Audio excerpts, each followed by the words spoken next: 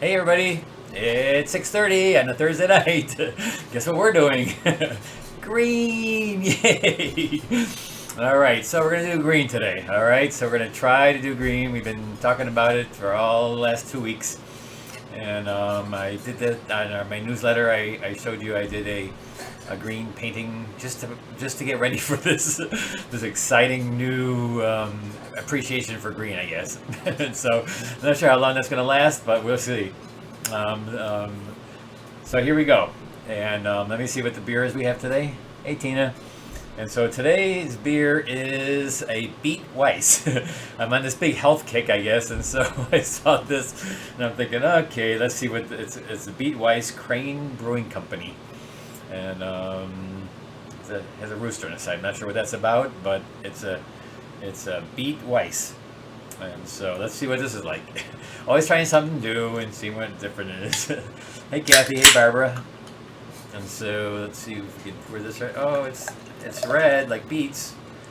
Oh, it's a Weiss beer. It'll be a Weiss beer. It's got to be good, right? Wow, it's clumpy. Maybe that's a good thing. So, Beet Weiss, Crane Brewing. Cheers, everybody. Cheers to the green painting.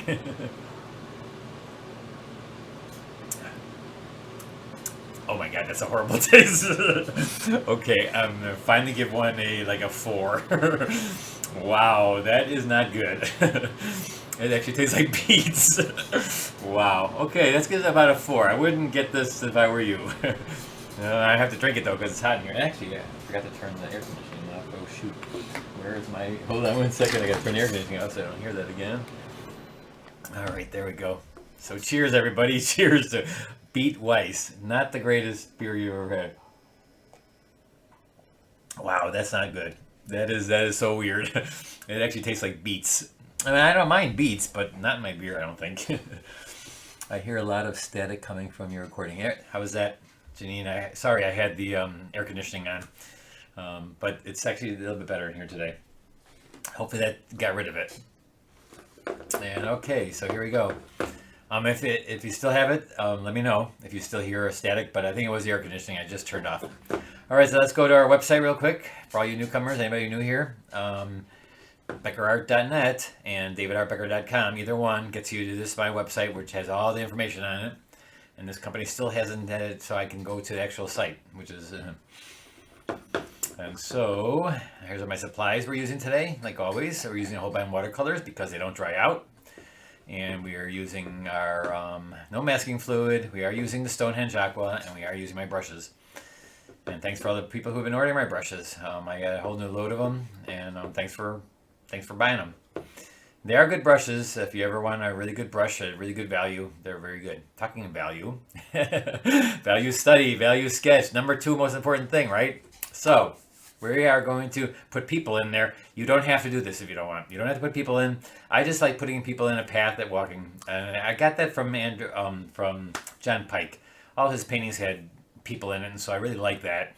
And so that's like I'm gonna do that. I put them in there just because John Pike did it, and I think it gives it more life to it. Like I said, I took this image off of stock photo. I just typed in couple walking away down path. This is what I came up with, and you can find it on the internet if you want to find something, and then just sketch it in there. Or don't put it in. You don't have to put it in. Or maybe put a deer on there. Maybe put a dog on there. A horse if you can draw horses.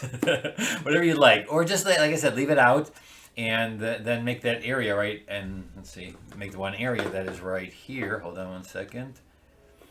Make the area that's right here important. Make this tree, this bush, a little bit more important. And maybe put a rock in this area just to make something there that's a little bit different from everything else. And then you take and really focus on this area and the path going back. Like I said, you don't need to put people in there. I just like to put people in there again because of John Pike. That's just me. And hi Barbara, hey Janine. And I'm glad that the noise stopped. Yes, must have been the air conditioning then. All right, and so let's get going. And as you can see, what I want to explain here too is that I just did the painting in this afternoon, and not the best, but it's okay. And what I didn't do though is create more of this kind of look of everything in the foreground being dark and the background being light, and really getting that that look that the background is separate from the foreground.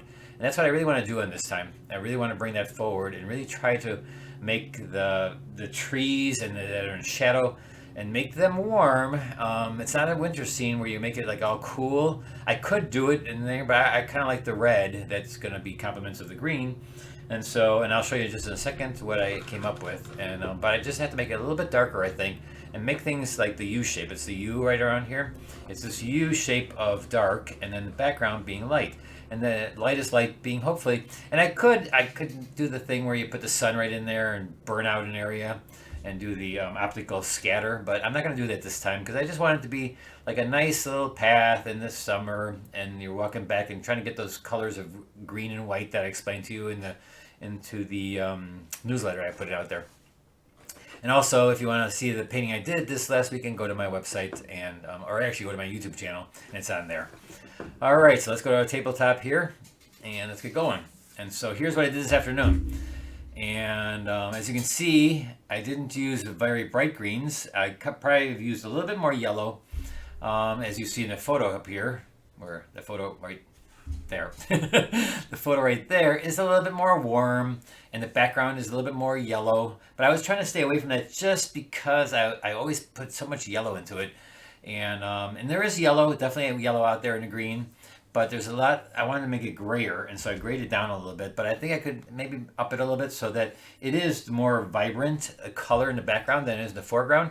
So that'll give it that look of like, wow, look at you're going back into this light area, and this is all shadow in the foreground. So that's what we're going to try to do this time and see how that works. And so this one's not bad. It just doesn't have that feeling that it's really bright in the background and this is all darker and in the shadow. And so if you look at the value study again, like I said, the value study shows you that I want to get this feel of light. And if you want to get the feel of light, you need to make darker parts or make this all more together so that I see more of the same dark. Even if I made the dark all this light, more of it. And so then you have a little bit less of the lights in the foreground here because I have a lot of lights in the foreground, right? And so this, I'm going to try to make it a little bit more like a silhouette of the shapes. Even though it's not going to be silhouette, it will be those colors that are a little bit darker. All right, so let's do it. And I know some people try to paint along. You don't have to paint along because it's going to be kind of hard to watch and paint along at the same time. But you can always stop it, and it won't be live exactly right to the point where I'm talking, but it's all good. The video and the newsletter was very informative. Oh, thanks, Kathy. Thanks. Hello, Mary. Evelyn, Barbara, welcome. Sonia, welcome. Glad you are doing greens. Yes, it is green, isn't it? And I even got, look at that, I got a red beet, the compliments of green. There's a red beet ale that I don't like. I gave it a 4. I've never given one that low, but this is not that great, but I have to drink it because it's hot in here. Wow, it even smells like beets. Holy smokes, that's weird. That is weird. Okay. So let's start with our big areas, our big light areas. And I'm going to do the whole background through everything in the foreground because I want to get the glow. And this time I'm also going to use a little bit more blue in the background. So I'm going to wet the whole surface. And again, I keep on telling you that you can put people in, but you don't have to. You really don't have to. I just like to put them in there, again, because of John Pike. And I like his work so much that I like how he has people in all of his paintings. Most of his paintings have people in it. I would say 90% of them do. And same thing with Ogden M. Pleisner. He's my second favorite. He's another one of my favorite artists. Ogden M. Pleisner. Super, super great. Oh boy, where's my big towel? I didn't clean out my palette from this afternoon. I should have a little spot here for the light, bright colors I'm going to be using. And so, and I did a lot of spattering in the beginning too, because I want to have that feel of like foliage and a lot of it. And so, what a better way to do it but spatter. And you know how much I love to spatter. And so we're gonna try to get a nice blue. I gotta get that blue. What's it called? There's a really good blue out there, and more for skies like this. And I forget it at the moment, but I'll kind of remember it as I go along. And so here we go through here. I'm just kind of putting my blue in there. A little, like I said, a little bit darker than I almost kept it white on the last one here. See how I kept it almost white, and a little bit of blue won't hurt it. It'll be actually a little bit better to get a little bit of blue in there. Because I'll use a bluish green back here, and then I'll go right to it like a yellow. And again, if anybody's new here, hey Ann, hey Connie, hey Sonia, finally able to sit in this week. Oh, thanks for coming in. You are getting your veggies. Yes, I am getting my veggies with the beet. And actually, I'm on this little program right now because I'm getting a new doctor on Monday, and so I'm trying to get some good health, good start of a health regiment, and so that's how come I actually picked it, because I figure, hey, it's beet beer. How bad can it be? Well, it can be bad, but it's maybe good for you. Get my veggies. And so here we go. And do I do this blue in the bottom area? No, I don't need to, because I want to keep it in the back, and my foreground's going to be cool. My foreground's going to be warm, and my background's going to be cool. And so I'm going to go into my Compose green and start spattering some of that in there. Compose green is a green that has a little bit of, a lot of white in it, actually. And so why not, use that. I'll put that up there. And I use my brush here, and look at this brush, is so... the paint's chipping off of it. I don't know where my new brushes are. I just got some new brushes and I don't know where they are. Oh boy. And so I'm using some old brushes. And so I'm going to spatter back here. And that was not composed blue, but that's okay. I'm going to just tap. I'm tapping on a bristle brush because it's that way. I'm just tapping away. And see, it's all wet, and so it'll make some nice foliage looking kind of things back here. And this is my light background again. And because I said I want to get more yellow, let's do that. Let's spatter some yellow back here. And this is the fun part. We had fun in class doing this. I mean, how much fun is it to spatter and just let the work do its own thing? I mean, that's fun. And I'm going to use a little bit more of the opaque color here, which is the greenish with white in it. But then also I can put yellow on top of that. And I can bring in the foreground too. And it's wet, so it's going to bleed into each other. It's not going to be little dots. It's going to just bleed in nicely on its own. It's going to be it's going to be a great way to paint, tapping. And it sounded like we were at a tap dancing class today, though. But that's okay. And let's keep on going here. See, nice through there. I'm even going to put a little orangey yellow on the front here, on the path. A little bit more orange. I'm not going to keep it as white. I'm going to keep the white, make sure I keep the white right here by them and not do the white back here, because I want the lightest light to be right here, the darkest dark, lightest light right there, and my center of interest. I like to call it area of interest, because a lot of times if you say center of interest, people think there has to be an object, and it's not an object, it's an area. It's a whole area here that you want the viewer to look at first. And so a little bit more spattering, because I like spattering. And now I'm getting everything again. That's definitely not going to hurt the beer, so we don't have to worry about that. What was I thinking? Beet beer. Painting along. Want to learn to paint faster. Okay, Evelyn, go ahead. That's cool. And you can stop it. I mean, you can stop the video too. If you can go back, but then you won't get. I guess then if you go back, I wonder how you do that. Then you go back to the. You just have to go forward then. Forward it faster and go forward, and you'll be good. So a little bit more. I'm going to use some white and yellow too. Watch this. I'm going to use some white and yellow. And I had a new student, Maria, today in class, and she tells people that oh, look, I got in the sky. Oh no. Aliens are coming in the sky. And she said that when anybody asks her why she's using white, she just tells them, Dave Becker says okay. And, hey, do that. That's okay. You can say it. It is okay because I said so. So we're going to go in here. This is going to be kind of wet. Hopefully this will dry faster than I'm thinking. I'm going to keep it lighter here. Light right there. But see, this time it's a little bit more yellow. And I'm kind of toning down the yellow a little bit with the white. It makes it not so vibrant, the yellow. It makes it more of a white, yellow. And if you look outside and like I did this weekend, you really find that there's a lot of white in the green. A lot of white in the green leaves that you see out there. It's amazing. And you can use the white of the paper, but it's just the same if you use it. You can control your paint better if you have a little bit of white pigment in there because it gets thicker. And remember, the thicker your paint is, the easier it is to control in a wet wash. That's the reason I use white paint, is that it allows you to control your light colors in a wet wash. And if you take a dark color and you need to whiten it like there was white paper, then just use white. That's why I say you can use white, because it's a way to control your pigment. Way to control the pigment. And if you make a white yellow, that's fine too. It's either the white of the paper or the white of the white. It will still look opaque. It will still look transparent. Let me tell you, it'll still look transparent. All these pastel colors I have in my palette, they're transparent in the end. And so here now, that's going to be it for my background. I think I'm going to keep it like that. And maybe use it thick here and just get some of this and just kind of paint in there. Get like the background. I'm maybe going to go in with my flat brush. Again, if you have questions, I love spattering into wet, but I end up with the spray all over my table myself. Oh yeah, you should see my screen right now. And my beer, look at my beer glass. It's all spattered. You know, it's part of the thing. You know, it's the thing you got to do.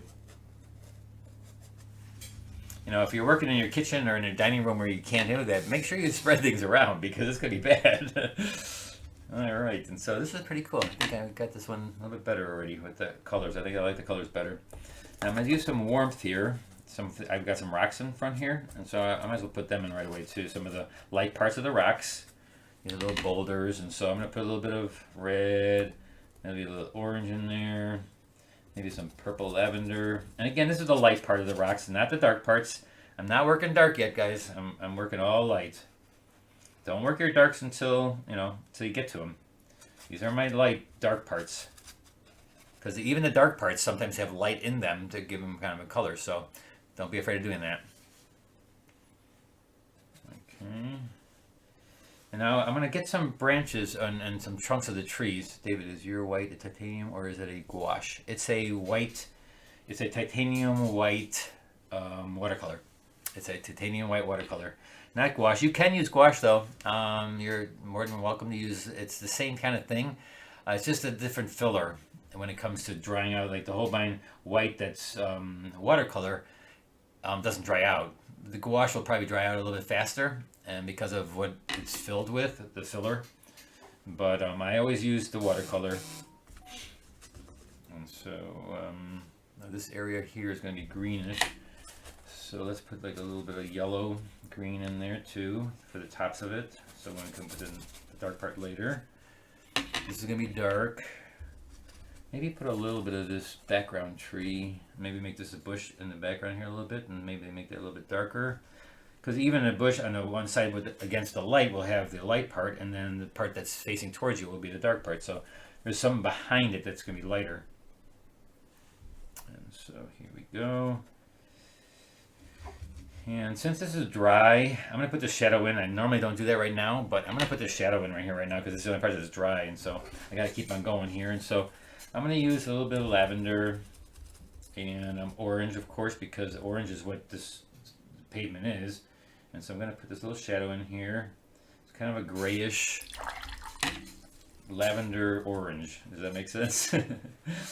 I'm going to put the lavender by itself first, and then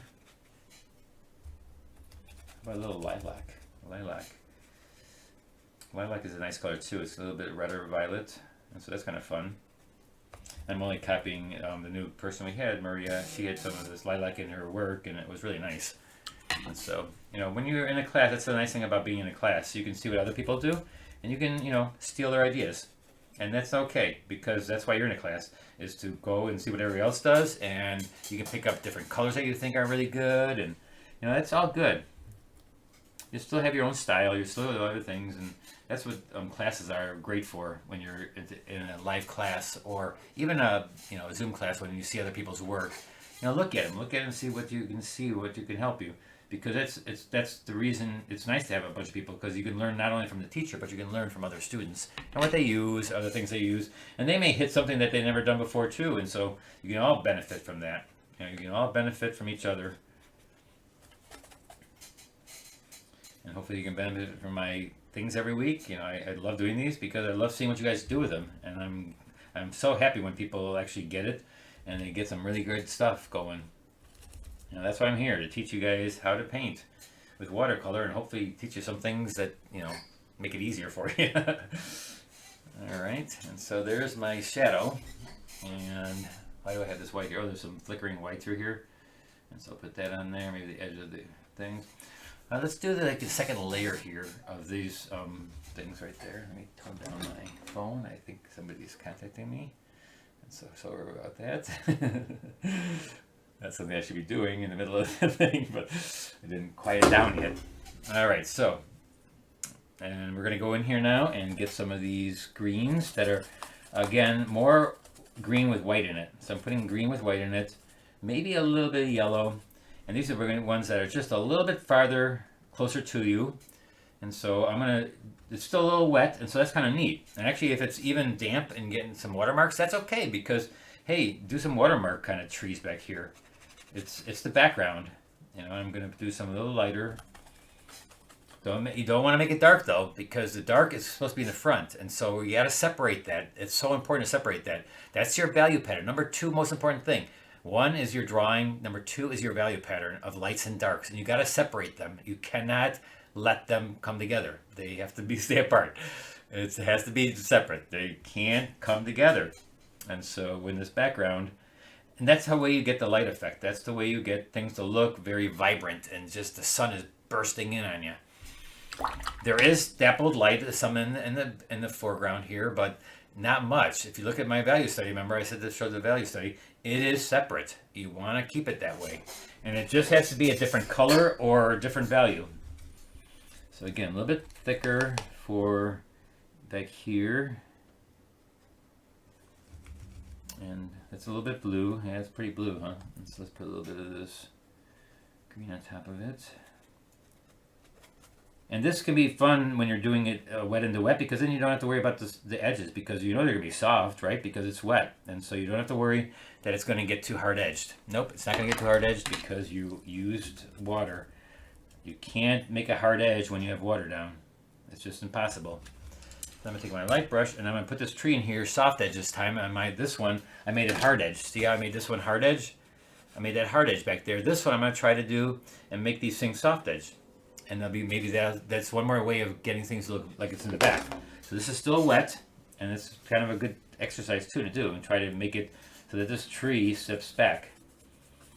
So I'm going to use enough pigment to make it a little bit darker, and then enough pigment, no water in my brush, because there's water on here, so I've got to make it pure pigment almost. Gotta make it pure pigment, and so hopefully there's a little bit of wetness in here. And any questions? Nope. Okay. Gonna stall a little bit here. So let's see. And if you want to put pigment in there, and then afterwards get rid of the water, put it on your towel that you have underneath your painting, or your paper towel, and then just sit there and draw and paint your little pine tree. Now a lot of us make this too looking like a Christmas tree, where it's too perfect. Trees outside are not that perfect. They're so out of proportion on some leaves and stuff. So don't make them so perfect. I'd rather you come down here and like miss a branch, just something, because they really doesn't have the look of perfect, like you're putting in slot A into slot A and then slot B and slot B. It's not that. It's not a Christmas tree.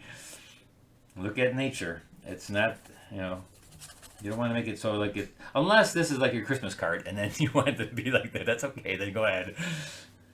Oh, I am so thirsty, but I don't want to just be juice. Cheers, everybody. Oh, wow, that is weird. Okay. Oh my God. Why somebody would ever buy a beer like that? And, I mean, I guess it's, if you like beets and you love the taste of beets, that's the beer to get, boy. That is the beer. And so now go down here. And see, I'm just putting it in soft edge, and it's going to be like it's going to be a pine tree in the background. It's not as dark as the ones in front, and so it'll stand out there a little bit. I may even put a couple of little trunks of trees with branches. And again, to do that, it's wet, but then you can do that by adding thick pigment. Thick pigment stops it from running, right? The more pigment you have, then I can put branches in here. Make them all light and nice and airy. No dark things yet.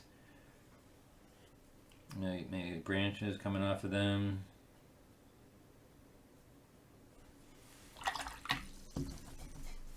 Okay, then we're going to go over here, do the same thing. Put some light branches and trunks. You have to separate the background from the foreground. It's that simple. It really is simple. When you work on it this way, work your big areas, get them done. These are my lights. The only part I have dark is the shadow, and I only put that in there because I had nothing else to do. And that was dry, and so I got hard edges on that, and so that's fine to do that. But up here, we want to wait. And then it looks like it's almost dry. And good thing, because it's really hot in here again, because I turned the air conditioning off because there's too much sound when I have it on. I noticed that the train didn't go by today. I wonder where the train is. Let's do some darker ones here. I think this gets a little bit darker. Let's go a little bit darker here. And this is darker, but it's still not dark like, like the foreground. Okay, I think we're ready to do this. It's not completely dry, but there's nothing I can do. I have to start doing something else. All right, so now we're in the dark. That was all the lights, right? That's the light area. Those are the lights. That's what's going to be shining through. And now I'm going to make some really dark darks to really punch that. And again, let's go back to our study while we're waiting for it to dry, the value study. I just want to show you again that this is what I'm going for. This doesn't have to be black like this. This is a black and white. It doesn't have to be black, but this area, I'll see how much dark there is in here. I have to hit that feel. I got to make it look like that area is that dark in whatever darkness I have. I don't have to make it all black, but if I'm using, let's say, a number 7 of a red and stuff, and then it's about 7, then everything that is that value has to be that. And so you don't have to go black, but you do have to go dark, and then make sure that that darkness is the darkest dark, and then everything is in correspondence to that dark. And as you see, how much the light is there. There's a little bit of light right here, a little bit of light right here. I put a filter on this to kind of simplify the shadows. And so you just have a little bit of little stuff peeking through. And that's what makes your eye come here and look at this, because this is so contrasty. So that's what I'm going to do, which this other one didn't have. And so let's go back to the tabletop. And again, this one didn't have that look. It didn't have, they had so much white in here that you don't see the darkness in the foreground. So the foreground's light, even colorful, and then the background is light and not so colorful. So it still works, but I want to get more of that oomph in there this time. I want to really push that dark and get that feeling of, wow, they're just like going into this beautiful land. And so here we go. I think it's pretty much dry now.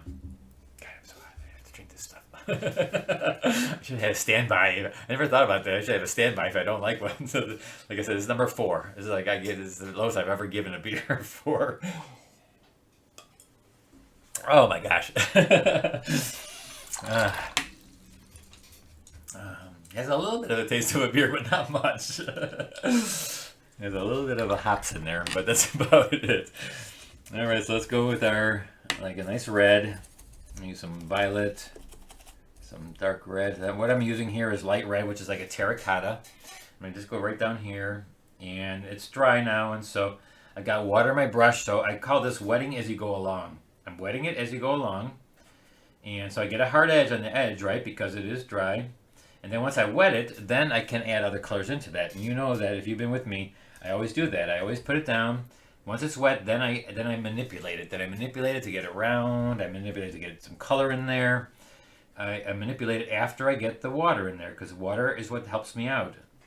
The water is the thing. Now I'm negative painting around the leaves, because there are a few leaves that are in front of this tree, and so that color will be the only light area that's going to be like leaves.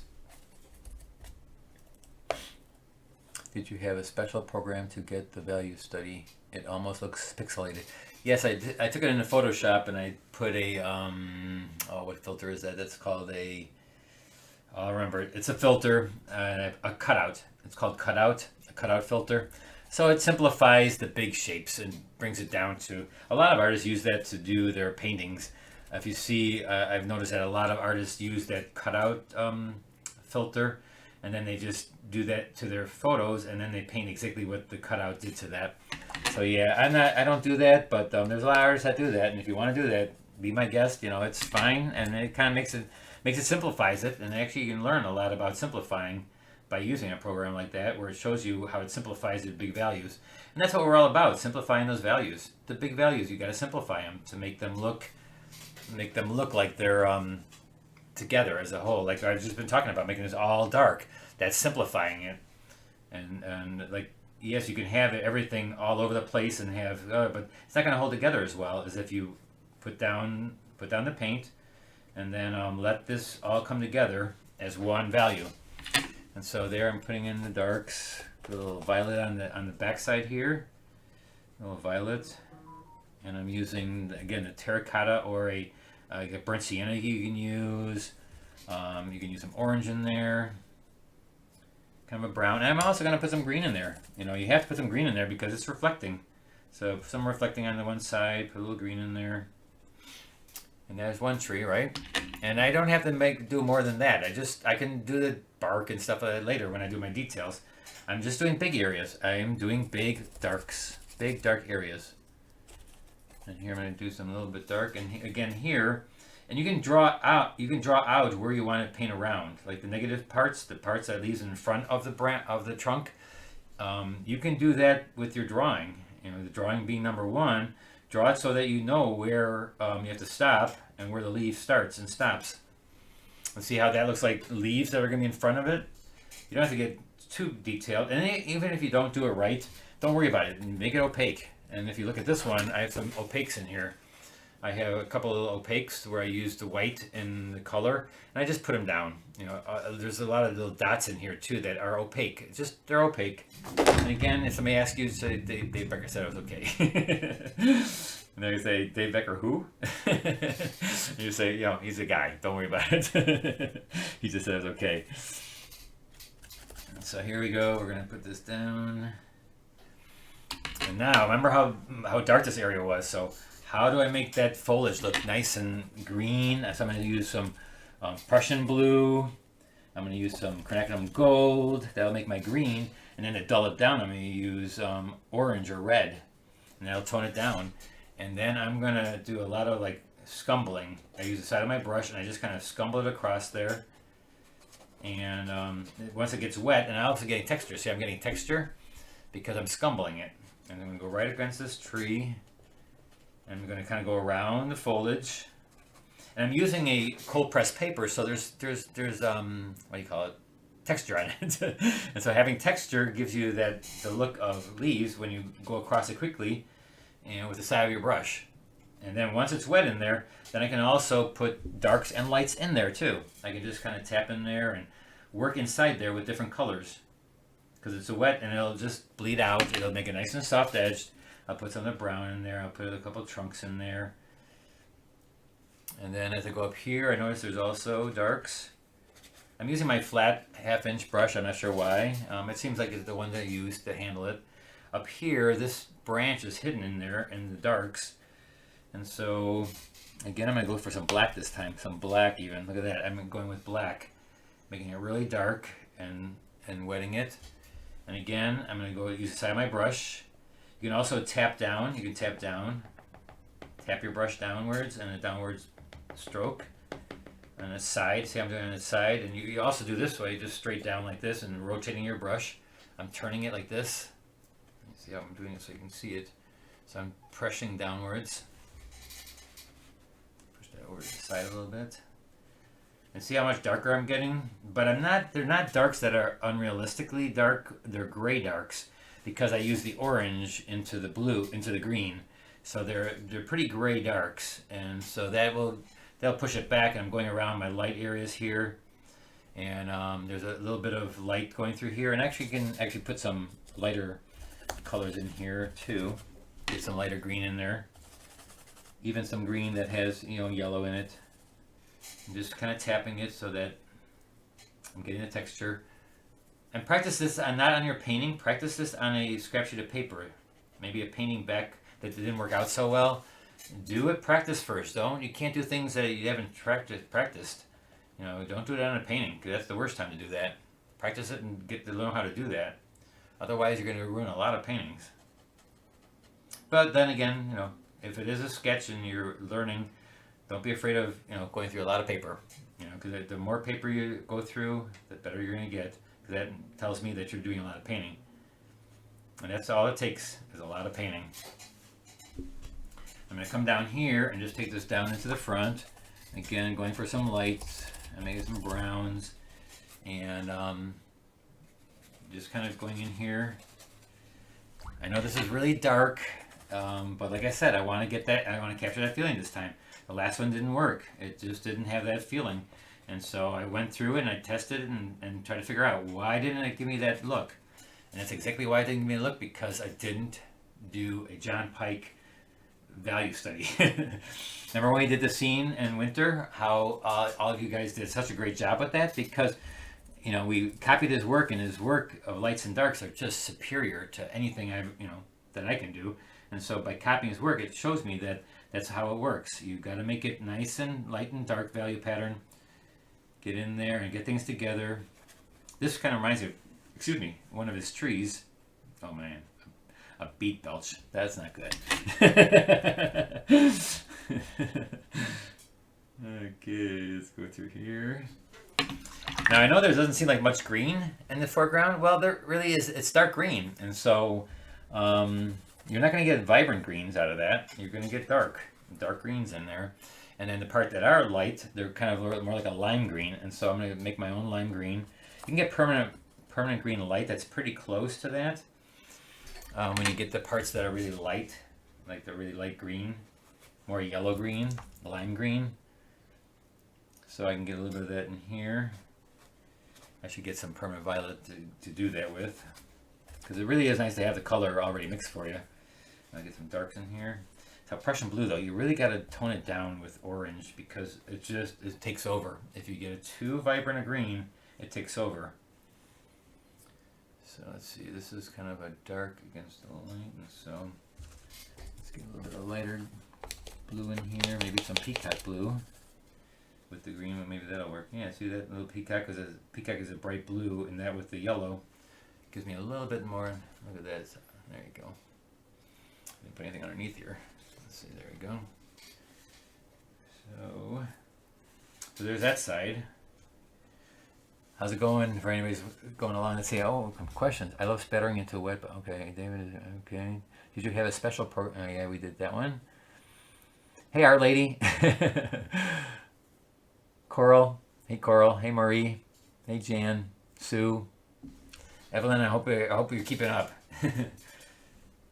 It's hard. I know it's hard, but I can't slow down. I gotta go. We're gonna do it in 1 hour, so we're gonna keep it going. All right, so now to this side. So that side's pretty much, I got the nice darks in there, and we're gonna do the detailed darks after that. But I already see the light. It's shining through much better this time. Much better this time, because it's like little areas of light that are just peeking through. And I'll do this section when I get this. I'm gonna go to this side now. And I'm going to still use some of the warm colors over here, even though in the picture this is not so warm. But I'm going to use a little more warm color down here. Just get that in there right away. There's the trunk of the tree. And then I'm going to get all the foliage. I'm using the side of my brush. You can actually use a bristle brush like this too. Watch this. You can just kind of tap it with a bristle brush. Get a nice dark in there. And see how I can just use a bristle brush to get the look of leaves. There's even, funny brushes. There's all kind of brushes. You can use a sponge, like a natural sponge, to get that kind of leaf look. That's all technique, and that's fine. But just make sure that you get the right values. That's you can use any kind of technique you want. I was telling people you can use salt in there. You can use whatever you want in there. It's all about the values, and then the technique is up to you. Well, how do you want to get the thing to look like a tree and leaves or needles. You know, you have to. There's so many different ways. There's so many artists that do it so many different ways. You find the way that's best for you. You find a way that works for you. I like to just use the brush and just paint them in, but sometimes, you know, it's nice to get another ways and see what other people are doing. I put a little orange in there, and then that tree was there, and so I'm going to put the branches in. I said to the students that usually I put the branches in afterwards, but this time I'm going to put them in first, because I'm going to make it all just really wild, and that way the branches will be in there. And I'll use my rigger brush for branches because it's such a nice brush to use for branches. Use a little dark violet, permanent violet, so it's nice and dark. And I'll look at how the branches kind of come down, and some of them fall down. I can even make some little things like that. I can do some upwards, downwards. Here we can go upwards. Now this tree over here isn't a pine tree, so this one can have regular branches. This one's a pine tree, and they mostly hang downwards. You know, they don't go upwards, they kind of hang down. And then you get, at the end, you get a little bit of the needles hanging there. So you put some of those in now. And so, and that's, like I was telling the class too, there's a lot of different people that do pine trees, and they have all different kind of styles of doing that. You know, there's many different, they have a certain look, and they do their pine trees that way. And there was one artist, I couldn't think of his name. He's from, he does a lot of work up in Door County, I think. He's a Richardson artist, and Quiller, that's what his name. Now I got it. Stephen Quiller. I think if you look at his pine trees, very, very, you know, when you see one of his pine trees, you know it's his work right away. Quiller, that's what I think. Yeah, it's Quiller. So if there's a way you want to do something, you know, and you just practice it, and then that's your way of doing it, you know. And then anytime you do a pine tree, that's your way. I usually do it with the end of my brush, like I showed you guys before, where I take my round brush and I use the back of the brush, the back bristles, by bending it. I can remember seeing that, where I bend the back of the bristles, and by using the back of the bristles like this, what happens is you push down, and then you use the back of the bristles to make the pine needles look like pine needles, basically. See, I'm pushing the brush back, and you're using the back, the ones that are lower, and the point you bend backwards, and then you're using the bristles that are a little bit farther upwards. Can you see that? I push the back, and I just kind of use that to make the needles looking. That's one way you can do that. But first I've got to get the big areas of dark, and so I'm going to go in here. I'm just going to kind of get this around the rocks. And since there's no warmth over here, so I'm going to put a little bit of this warmth into that mix. Get a little bit of warmth in there. I can put that into the rocks too, and maybe down here. And right away it goes to a light. And so I'm going to go right to a green. And so make that green here. So it pushes back. Anything that's back here is going to be greener, right? And everything that comes forward is darker. And it gets dark. And it gets more warm. It gets warm. So I'm going to put some warmth in here. And the top of the rocks I'm going to leave. And we did rocks at one time. I hope you remember how to do rocks, boulders. You do each one has the top, and then as you go to the next dark side, you go to the next rock, and so you're doing two things at once. You're shadowing the side and making the edge of the next rock, or the top of the next rock, boulder. So you do that, and that's kind of negative painting it in a way. And then once I have it wet down, remember how I put other colors in there? I don't stick with the one color. I'll put a little bit of orange in there. I don't know, maybe some blue in there. Just kind of mess around with it. Put colors in it. Let them float. Of course, lavender. We got to put some lavender in there. And if you want those edges soft, be around it. Then afterwards, you take your brush and just wet that area, and it'll soften it up. See, I'm just going to soften it up by taking a wet brush, pulling it over, and now they're soft. You can do hard edges, soft edges. It's all up to you. Any questions? Evelyn, you're keeping up? You're out? Okay, good. All right. I hope you're not getting frustrated. That's always like if I'm going too fast, but I'm a fast painter. That's just the way I do things. Okay, now let's see. Let's get some foliage here. All right, so let's mix some Prussian, some orange, brilliant orange, some quinacridone gold. blue. Oh, look at that. That's a dark, dark. And so I'm just going to take my side of my brush. It's really wet, but I'm just poking the side of the brush. And I'm getting a nice dark greenish. And using the paper, I think it actually works better with it flat, but this is not too bad. And if you notice that a lot of the branches kind of, the darks kind of hold together as one area. Like, you know, you see the little areas where there's a separate, but so kind of position your brush so that you're getting a lot of darks together in one area. That's kind of how they are. They're kind of like positioned together because it's like a clump of needles sticking out there. And now once it's wet, you know what I do. Remember, I'm gonna use black and purple and throw some of that in there, nice and dark, and then some yellows and orange, yellow. Look at that. Just put it all in there. It's wet, and so it'll just bleed out. It'll bleed in and just get a nice soft edge. And then again, here's more of a dry brush. Look at it, I'm doing more of a dry brush technique. And that's kind of neat too. And see how much more darker this has become than my other one? And so I'm kind of getting rid. I still want to have these little area openings. I mean, that's really important. The openings are important because then it'll look like it's really shiny and bright, you know. And this is too light right now, but I'll go back in there and make those leaves a little bit less contrasty with the light, because otherwise it looks like you're just looking through the tree. And so we don't want that. And so now I put little dots in here. I'm looking at the subject matter, and I noticed that I'm going to do some of these. I just taught you how to do the pine needles, so watch this, see? Just pine needles, pine needles, pine needles, just downwards. Pine needles, there we go, a couple more pine needles. Nice and dark. Got some branches, maybe some more trunks of trees. It's all good. You can even scrape out some trees if you'd like. Here I'm just going to scrape a little bit of foliage in there. Already I feel like this is really bright. See how bright it's coming out there now? Really nice look of brightness. It's, you know, I love the sun and how it reflects and how it makes it look so dark and light. You know, when it sparkles out there, when you see outside, you know, and then to get that, you just have to make things nice and dark.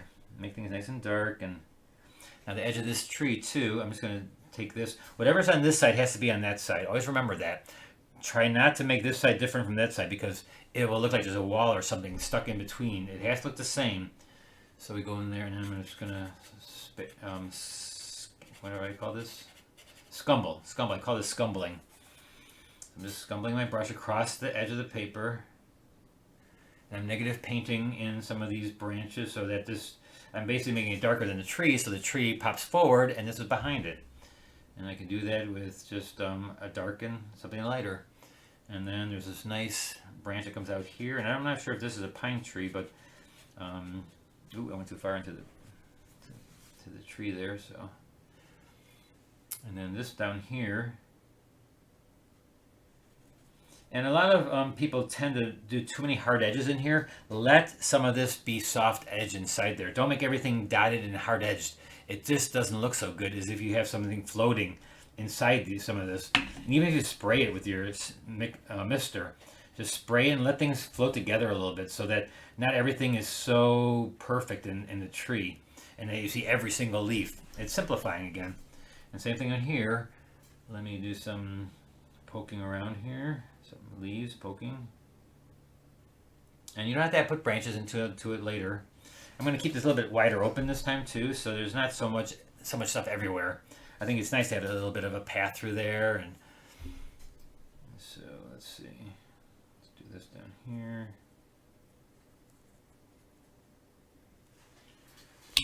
All right, and then a little bit of, let's see, a smaller round brush. And I can put on the edges of this, I can put yellow, like around the edges. I can make it a little bit brighter so that it looks like there's rim lighting on the actual branches. So by putting yellow branches right underneath this, it kind of looks like it's hitting through and you're seeing the backside of some of the leaves and the needles. And I'm going to do the same thing here. I'm going to do this more green. And I'm going to dull these down a little bit because these are hitting the sunlight, but they're not like the background. And so I got to put this a little bit in there. Otherwise, it looks like you're seeing the background, and we don't want that. We want it to look like it's part of the foreground leaves. I'm still gonna also put in on the actual trunk right there. I'm gonna put in bark and some of shadows on the bark. So that's gonna be fun. That's always really fun. Let me just do this tree. I'm gonna make more of red leaves. There's some maples out there that have more of a red leaf, and so that way I think it'll make my center of interest a little bit nicer, because we can have a little bit of that, and it can also be some green in the red. Just gonna go in here and just tap it. Doesn't have to be too detailed as in textury. It just has to be like a nice bush that's right here, and she's in front of it a little bit. Put another little trunk going down there, and then we can maybe add a little bit of using a little alizarin here with the light red. I mean, there are trees out there that have other colors besides green, and we can still put green in there too. Hey, what the heck? It was all about green today, right? And so it's just dulling it down, like the background greens. Look at how they are a little bit more vibrant, because I wanted them to stay back. These greens up here, though, are very gray, and I want them gray. You have to make them grayer than you think. And look at some of these great artists out there, these Mr. Zubovic, or Joseph Zubovic, or if you look at his work, I just showed this class, he posted today, he posted 2 paintings he did, and both of them are one's of a field with a cow in it, and it's green, but it's very gray green. I mean, super, super gray green. And then one was of cars down the street. Same thing with that one. Very gray. It's almost like there was hardly any color in there. And they use a lot of grays in their work, and that's not a bad thing to do. He does pretty good work with his grays. Being probably one of the number 1 artists out there, watercolorist. I mean, my gosh, that guy does so many. I see so much of his beautiful work. And so got that, but now this is still too light. See how light that is? It doesn't hold together as one. This does not come down and go through there, so our shadow has to be darker. I'm gonna take my paper towel right now and find me a spot here that is not gonna be green. So my greens have been very gray. So then I'm gonna make these areas a little bit darker. I'm gonna use some violet, some violet there. Some lavender, and I'll put some blue in that. Put some blue into that. I'll go across here. Put some orange in there too. It'll dull it down a little bit and make it kind of warm, a warm shadow. And I'll come across here, and I've got to make this all dark so that it comes together. I want it to come together. The background, if I don't do that, you're not going to get that effect. I'm going to come down here a little bit more. My bigger brush so I can cover more spot. I can't tell you how important it is to keep your value study, keep that in your painting. You have to follow that. I always tell my students you have to follow that more than anything. I mean, the color you use doesn't really matter that much. I've seen people use the weirdest colors, but if they get the values right, that's what makes the painting, the values. And the sunlight, especially, making the sun look like it's really powerful, you have to do this. You have to go in there and make the darks the way they are. The way they are in the picture, the way you have them in your value study.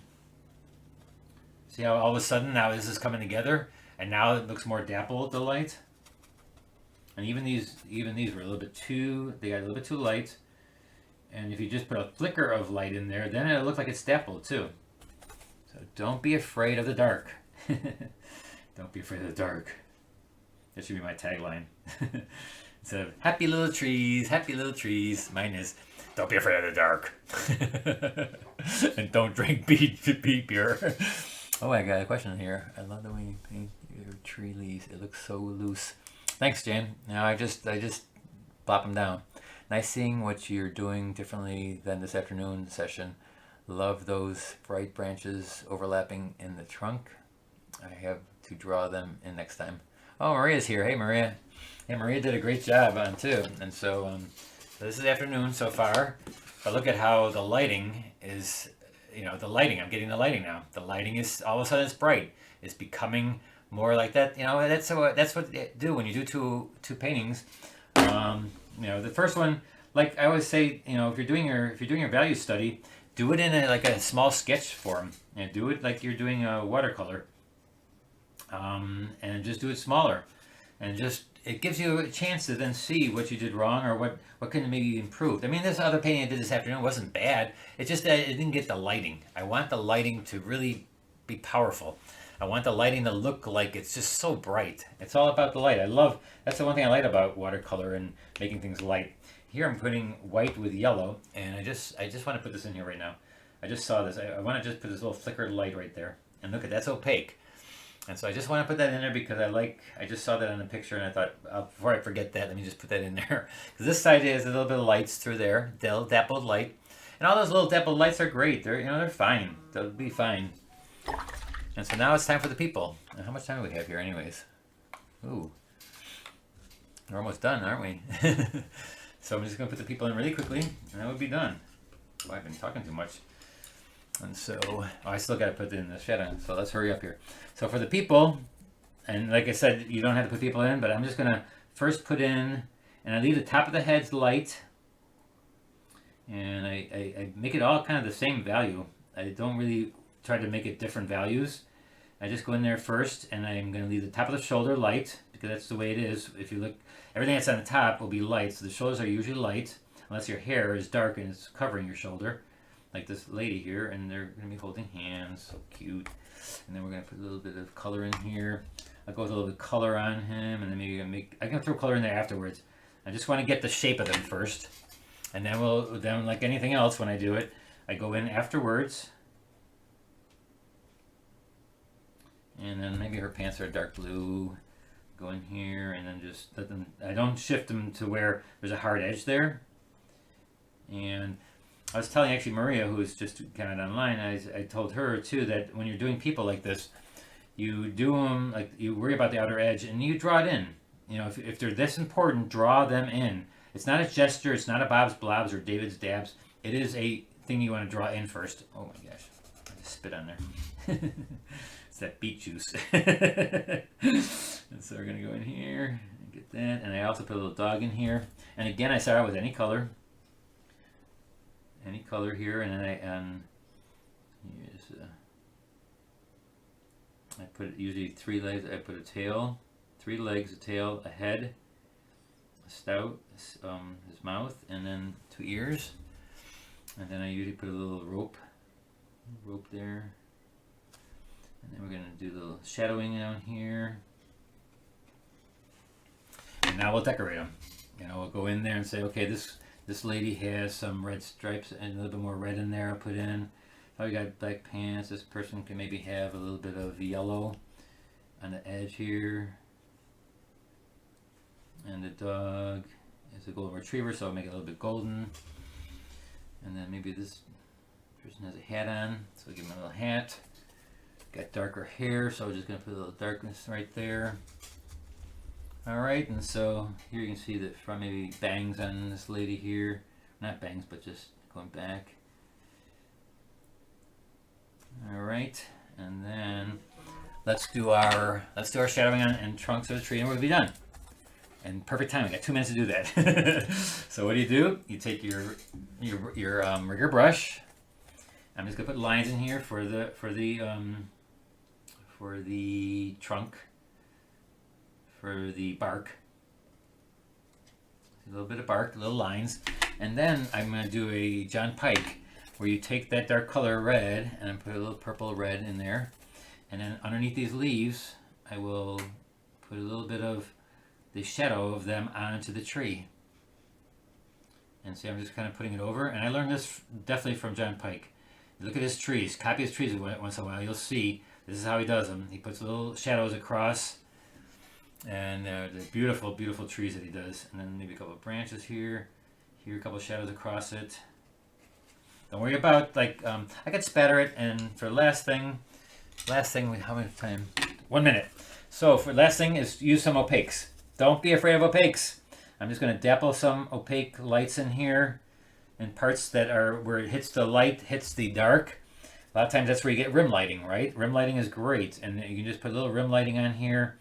You can put a little stuff through there. You can see through it. You can negative paint a branch. You know, you can just put those things in here to make it look very vibrant, all right? So that is it, guys. Not too hard, right? Easy. Easy peasy. So, and then spatter it if you want to have even more texture. You can spatter toothbrush, like Dale Popovich. I've ever watched Dale Popovich. Look him up, and he uses a toothbrush to get some texture in there. That's all techniques, and it, you know, it's just get the big picture first. Get the big image, and I'm just looking right here now. This should be a little bit darker right there. Just in a spot right there, and then I'll go back dark. All right, so there we go. Let's take the tape off, and I will show you both of them. Thanks again for another Thursday, guys. Next Thursday, I will be away. I am going to be up in Duluth again. I will still have a paint-along. Not sure what it's going to be yet. I was even thinking maybe it should be an outside paint-along where I'm actually doing plein air. But that's usually pretty hard because I'm not sure what's up there that I can paint. So I may do something that's of Duluth and then just do it in studio, in-house. So you'll have one, but I will not be here, and there'll be no class. I will not be in class. I have my substitute teacher teaching my Thursday class, and so it'll be the first time whatever we do. So it'll be pretty simple. So there's this tonight's, and here's this afternoon's, and there you see the difference between values and following your value study, and they're both okay. They're both fine. I prefer this one because of the lighting. I wanted more of this kind of lighting more than this one. This is like almost like an overcast in a way. It doesn't have that direct lighting because everything is kind of the same, so you're getting a little bit more of a overcast look. All right, guys, any more questions? Let me see. How Tiny's picture better than the one you did today? Thanks, Jan. See what you're doing differently. Thanks. Oh, that's Maria. Hey, Maria. Very nice. Thanks. Guys, thanks again. And always, like always, please tell your friends. And please subscribe also to the channel. And we had Amazon Prime Day the other day, so use my link in my website to go to Amazon, and it gives me a little bit of money to host these shows for free. All right, it's just simple to do. Just go to my website and buy stuff on Amazon. You can get it right through there, and I get a little bit of something. Not very much, but it always helps. Every little bit helps. All right. So until next week, and I'm not going to take a sip of this to cheer you guys on. This is going right into the toilet. So cheers, everybody. See you next week. Bye-bye.